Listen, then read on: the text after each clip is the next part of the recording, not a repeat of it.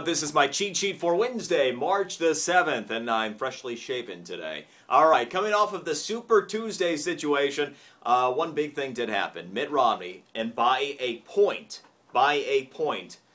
did really lay claim to the overall situation here. I have the real-time delegate count that is completely updated on my physical cheat sheet. You can click on it, get all the information about who won what in each state. But the bottom line came down to Ohio. That was going to make or break the night for either Rick Santorum or for Mitt Romney. And by 1 point, Mitt Romney did pull out the win. He won 6 of the 10 states overall, with Rick Santorum gaining 3 and Newt Gingrich gaining 1.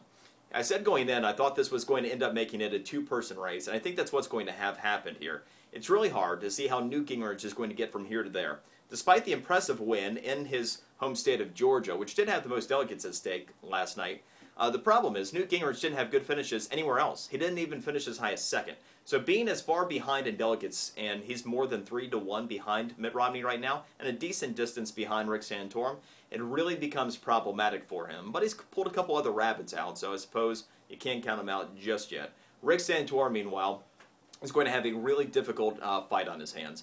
He is going to end up, by the time this whole process washes out, to be more than 200 delegates down, more than a third of the way into the process. He does have one thing he can point to at the end of this week. So what's next in the GOP race? You have some of the other non-states that are going to be participating.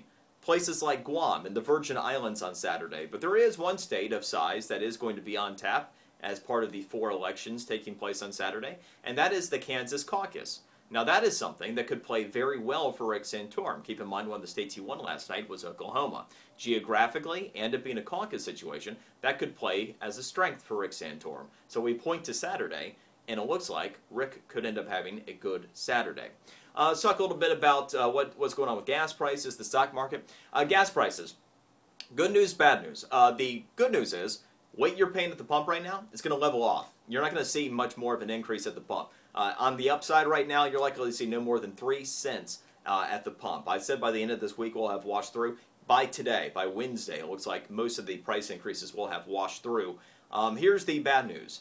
If we don't go up or down from here, we are guaranteed to be well over $4 a gallon by the time we get off of the winter blend of fuel and into the EPA-mandated spring and summer blends of fuel, which will end up coming by the time we get into April.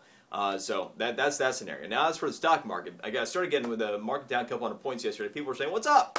What's up is, this just they were talking about Greece again yesterday, and you're probably going, hold on, I thought we figured out the whole Greece thing. That's what I was telling you from the very beginning.